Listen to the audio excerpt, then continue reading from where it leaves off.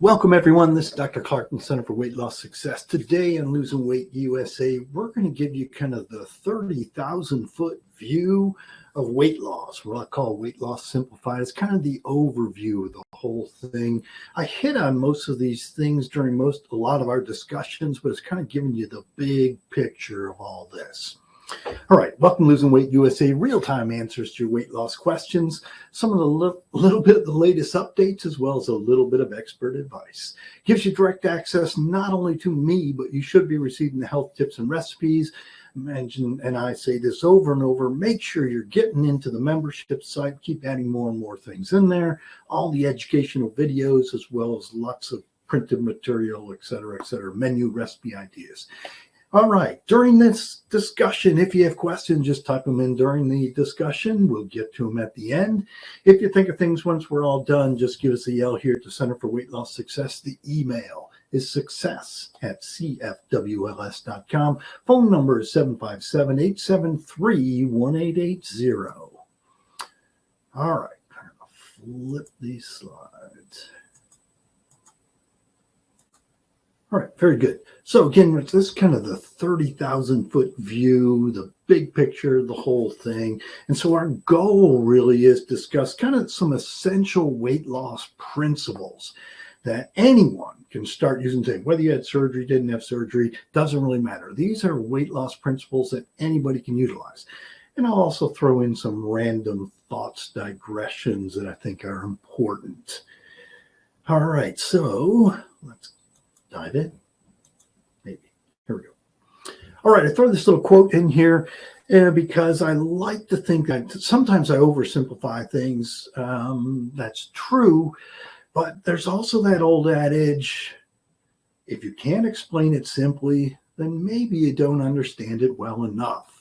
So I try to explain this relatively simply, hopefully not too simply, but anyway, that quote was from Albert Einstein. He's a pretty smart guy. All right, so as an introduction then, it often seems that weight loss concepts and principles are significantly different between kind of medical weight loss programs and surgical programs, or medical patients, surgical patients. But really the bottom line is there's nothing that's further than from the truth. It's basically the weight loss principles are going to be the same. Doesn't matter whether you had weight loss surgery or not. After surgery, you just have a slightly different anatomy. That's it. But all the principles, all the things, really, you've got to do the same thing. So the essence of any weight loss plan will always be changing behavior, changing what we do. And the old kind of doing the same thing over and over is one of the definitions of insanity. So it's kind of, okay, we still have to change what we do, and we have to hopefully work on the right things. So change, or weight loss, doesn't occur unless you change your behavior. And that part, there's no fixing, so to speak. It's like that part, yeah, understanding this stuff is all important. Knowing what to do is very important, but you still got to do it. And you have to make the changes. So sometimes, like when my kids were growing up, I digress here. When the kids were growing up, I tell them, if you want to try, here's a way to do this. Oh, I know that. Okay, well, then do it. Okay, it's like, anyway, I won't go there. All right, so overall, and this really is health. When I talk about weight is a component of health. Okay, so overall health, weight included in that, simplified. No matter what, however we look at it, controlling weight, controlling health is controlling insulin levels. I say this over and over and over again. It's controlling insulin levels. Insulin's a hormone we can't live without. So 0 is a bad number. But you actually want the smallest numbers possible that kind of keeps things copacetic. And we want the smallest number possible because insulin causes so many problems. So really the $1 million question is always leading back to, how do we control insulin levels? And there's kind of 6 ways to do this. And it's really figuring out which are the most important for you and which order of importance is best for you. And there's not a right and wrong answer there. It's just, again, realize I see a skewed patient population. So that for the majority of my patients, it's counting carbohydrate. Okay? But really, again, it's going to controlling insulin levels. How do we lower insulin levels? Okay, I'm just going to list them out. We've gone over this before. Low calorie, even if you're eating perfectly, it's just too much. It's not going to work well. Low carbohydrate. This is the biggest one with our surgical patients and the skewed patient population that I see. Exercise, very important. And quality sleep, controlling stress, and then meal timing. I hit on this all the time. Meal timing has to do with having eating times and not eating times. I probably won't hit this too much detail today, but it's very important to have not eating times. It's because during our not eating times, we have our lowest insulin levels. So anything we eat raises insulin levels, so there has to be periods of time of not eating. That's when we have our lowest insulin levels, which keeps all the problem things that insulin does to a minimum. So which one of these, I listed 6 things, or kind of which is the most important for you? Is there an area, or is there a certain order of importance for you? And the answer is yes, it probably is. Figuring that out is kind of what we need to do. So the concept, extremely simple. Simple does not mean easy. Okay? No, it's really difficult, but the concept's very, very simple. And it really boils down, we want to control insulin levels. All right, now I'm going to get to digress here for a minute. And something I find always really interesting is that energy storage. Energy storage is extremely important to our survival. If we could not store energy, we'd have to eat continuously. And obviously, we don't need to eat continuously. And the reason is because we can store energy. And energy can be stored in our bodies in 2 ways. Fat is energy storage. Now, the amount of fat we can store in our body is basically unlimited. We can store tremendous amount of fatty tissue on our bodies. So we have tremendous opportunity. We can store unlimited amount of fat so that kind of our body could survive. So it's really unlimited. And if you, even a really thin person, and I put an example here, it's kind of even a 200-pound male with only 10% body fat, which means this person is cut, okay? That 200-pound male with 10% body fat has over 70,000 available calories. 70,000 available calories. And that's only with a tiny amount of fat. So there's pretty much an unlimited storage amount. Or we can store energy as glycogen, which is sugar. Glycogen is a string of sugars. Okay, so either fat or glycogen. The issue there is we can only store a very small amount of glycogen in our bodies. So there's not an unlimited. We can only store about 2,000 calories. And that's it. It doesn't really matter what size you are. We can only store about 2,000 calories total, or 500 grams, which is literally around a pound.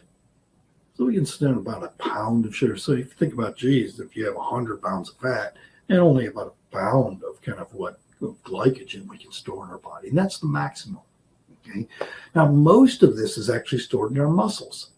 And the muscles don't like to release it to the rest of the muscle. Is very selfish because, gee, if you need to get away from the saber-toothed tiger back in the days, or he'd jump out of the way of a truck barreling down at you, you need that energy right then. So the muscle is actually very selfish and kind of keeps that energy for itself. But we can store a little bit in the liver, and the liver can supply the rest of the tissue. But the bottom line to this is we can't store much sugar in our body. Tremendous amount of fat, not much sugar.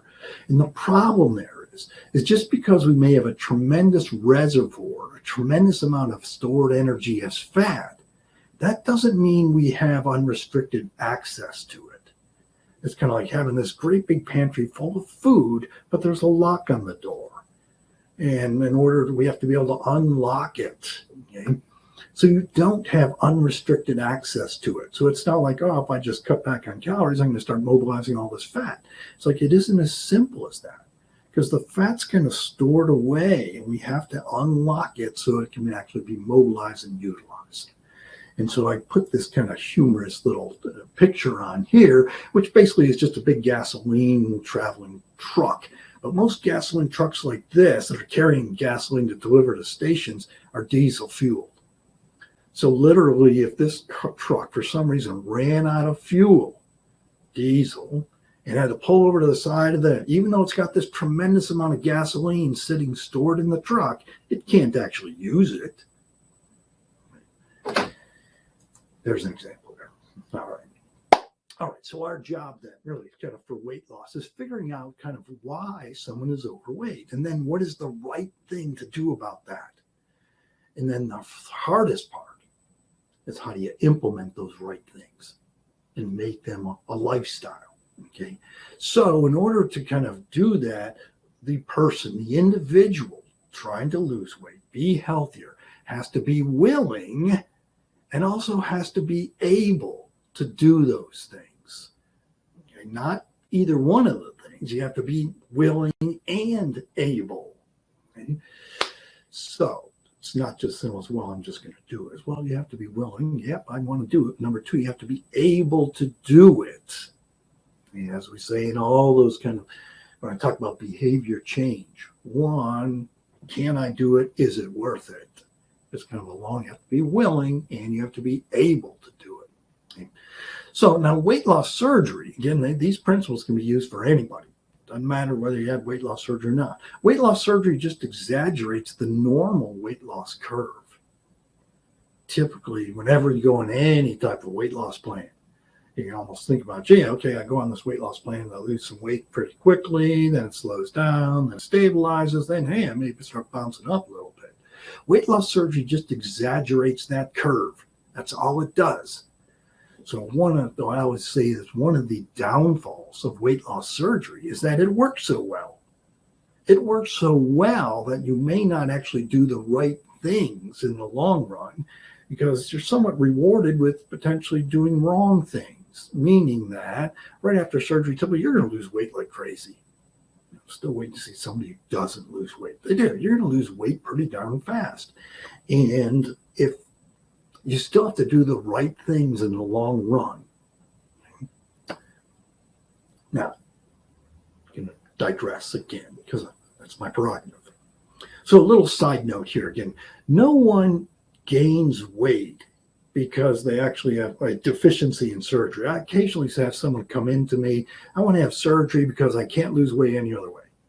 It's like, well, that's not really true. Now, I don't disagree with their statement right there in front of them, but reality is no one has to have surgery. It's just that at a certain weight, it becomes incredibly difficult to lose the amount of weight that one needs to without having surgery.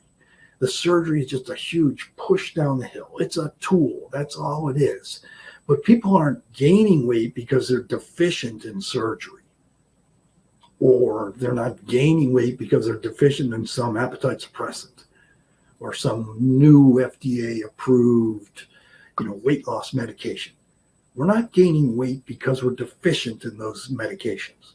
Like, no, we're gaining weight because we're doing the wrong things. We're eating and doing the wrong things. And so it's figuring out why and then addressing that why and being willing and able to do these things. A good mantra, and this is true whether you had surgery, didn't have surgery, a good mantra that we ought to keep in the back of our mind, say over and over and over again, kind of eat a small amount of good food slowly. Eat a small amount of good food slowly. I'll say it again. Eat a small amount of good food slowly. Say it over and over and over again. And then do this 2 or 3 times a day. Eat a small amount of good food slowly. All right, so the concept of eating, really the concept of eating, after you saying that mantra over and over and over again, get it ingrained in your brain, the concept of eating, the overall picture is how little can I eat and be satisfied, not how much can I cram in there.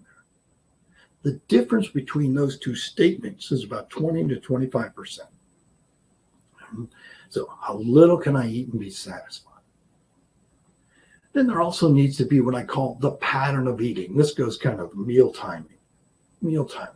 3 meals. Actually 2 or 3 meals. And maybe a planned snack. That's where we ought to go in the long run. Timing matters. Meal timing matters. There needs to be those not eating times. That's when we have our lowest insulin levels. And during those not eating times, really push the water. Okay. The meals themselves should be small plate size. And typically, in today's society, meal sizes are huge. We need small plate size. And that's true really for anyone. Okay, it's just that doing that, okay. Keep this in mind, the best food has no labels on it. So eating clean, green, whole, whatever one wants to call that, is always a good idea. The best food has no labels on it. We buy it, we prepare it, we eat it. All right, that's really kind of the concept of eating right there. All right, so what should we eat then? Okay. The basics of anyone's eating plan. Basics of anyone's eating plan is we have to look at calorie amount, how much protein do you need, and how much carbohydrate. That's the basics right there. Okay, figuring out those 3 things, and really it's figuring out the numbers of those 3 things. But we have to we have to look at these things. Calories, there's always a calorie ceiling, meaning that if you go above it, even if you're eating perfectly, it's like I'm eating perfectly, all the right things. If it's just too much, it's not going to work very well. So there's always a calorie ceiling. You go above it, you're going to gain weight.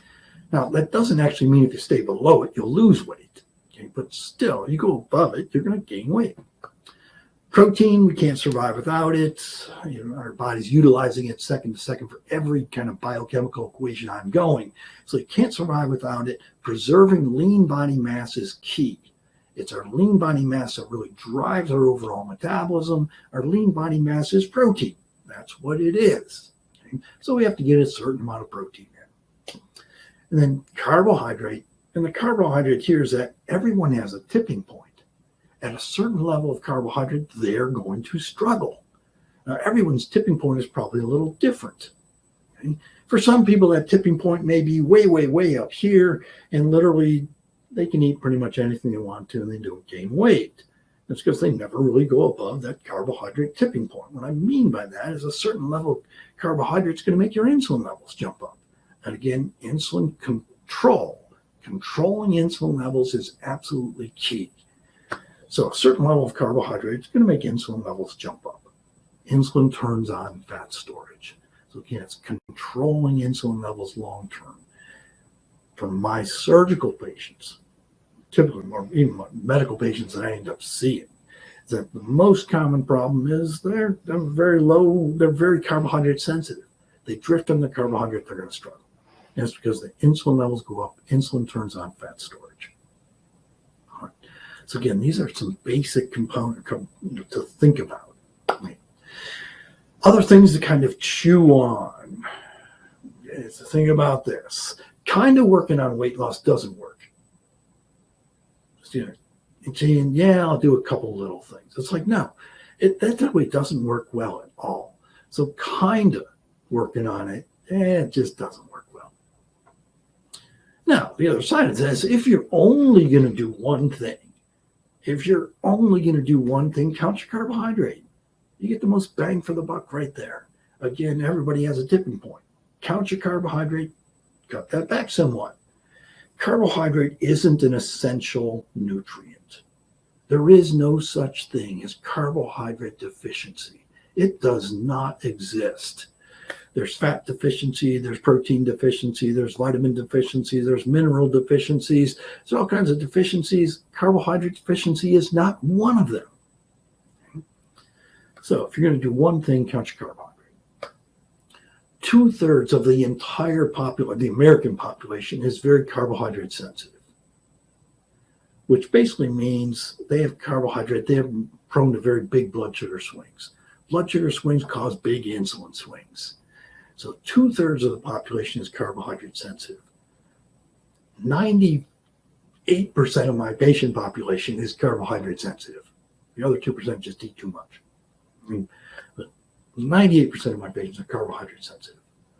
And large blood sugar swings tend to cause two problems. Weight gain is one of them, but the other one is symptoms. Blood sugar swings cause symptoms. Headaches, irritability, I feel tired, I have to lay down, I feel like I'm going to pass out, I get sweaty, I'm not thinking clearly, I get really shaky, I have to eat something right this second. Very common symptoms. And the symptoms occur not when blood sugars go up, but when blood sugars fall. And the symptoms are related not to the actual number. Sometimes people say, gee, I think my blood sugar is really low. It's probably not low. Okay? It's the speed of the fall rather than the actual how low it really is. It's the speed of the fall. And the speed of the fall always mirrors the speed of the rise. So the treatment is don't get the rise. You don't get the rise, you don't get the fall.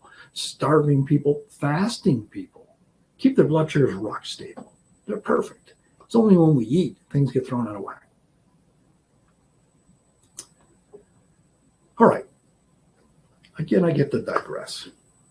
When we talk about someone's blood sugar, and they label us like some sweet thoughts. When we talk about someone's blood sugar, and you get your blood sugar measured, and say your blood sugar is 100, which is actually at the really high end of normal.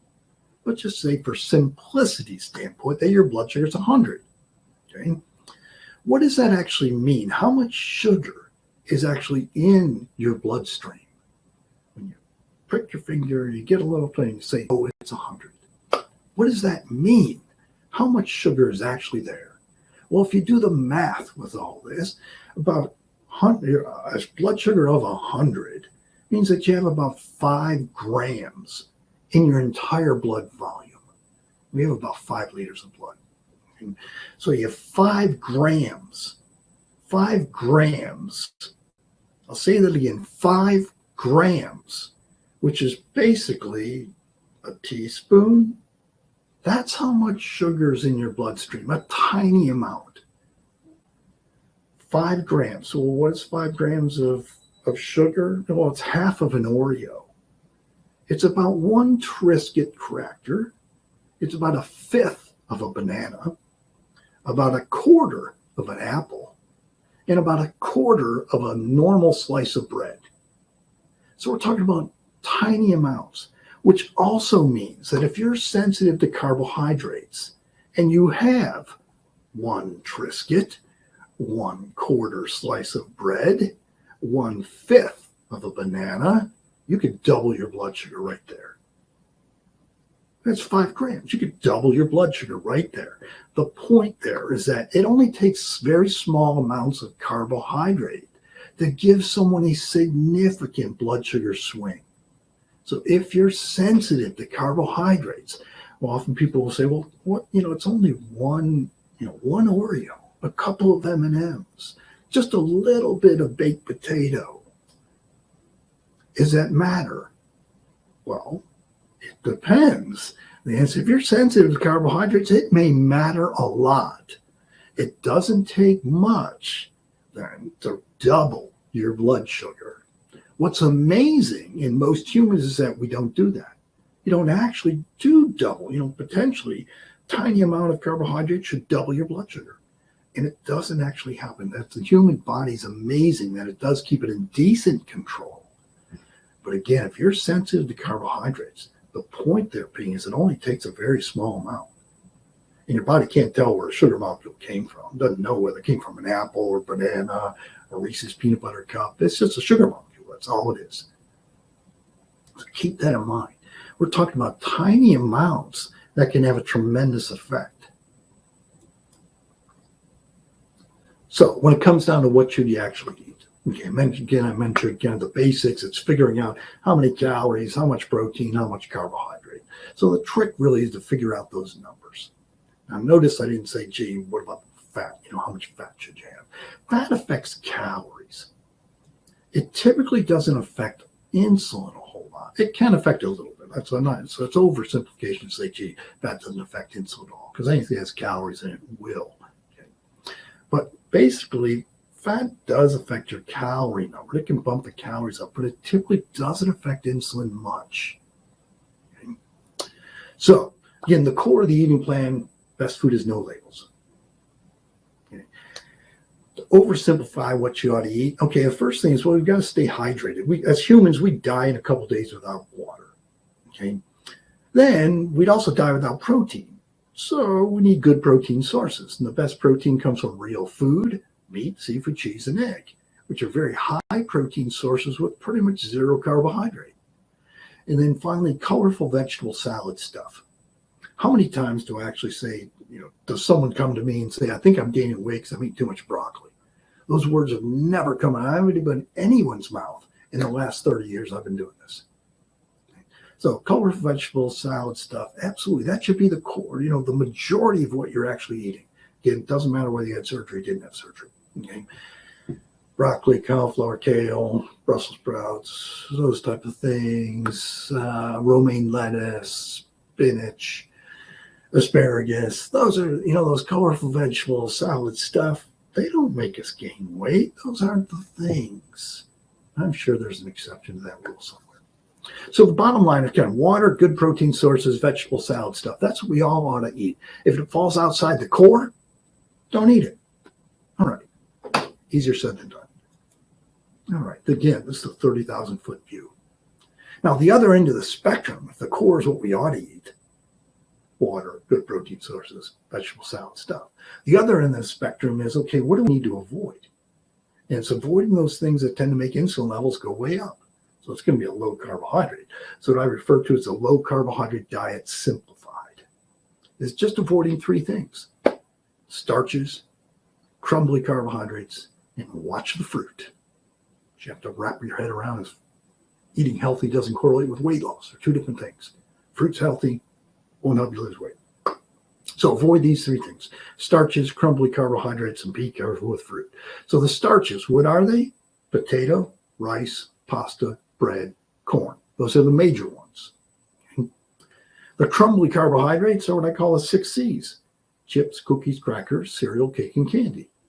So again, in oversimplifications, avoid the starches, the crumblies, and watch the fruit. Simple to understand. Doesn't make it easy to do.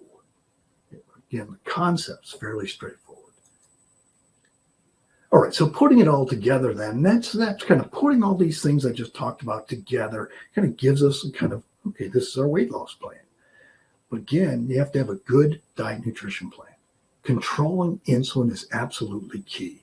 There's no way around that. Meal timing matters. Meal timing has nothing to do with what you're eating. It has to do when you're eating. There's not a right and wrong time. That's not what I refer to. I talk about meal timing all the time. So I encourage you, I've got a whole webinar about meal timing. But anyway, it's just having not eating times. Eating times, not eating times. No one's ever starved to death in 6 hours, 8 hours, 12 hours, literally 24 hours, probably literally 2 weeks. But okay, meal timing matters. You need to have a good activity exercise plan. And then again, it's the big category of behavior modification, changing what we do. And that is the absolute hardest part, is changing what we do. Okay. So these concepts are pretty straightforward. It's figuring out which is the most important. Well, that's what we try to do here at Center for Weight Loss Success. So if you have questions, pick up the phone, stop by, send an email, and all those things. Okay, so stop by, get your body comp done. Okay, should be logging into the membership portal, again, receiving weight loss tips, a recipe in there. But get into the membership portal. That's where we house all these educational materials. Even this webinar will be uploaded within a day or two. Tune in each Tuesday, 12:15 for the next webinar. Watch your email for the invite and link. And remember, it's your life. Make it a healthy one. Have a good day, everyone. Take care.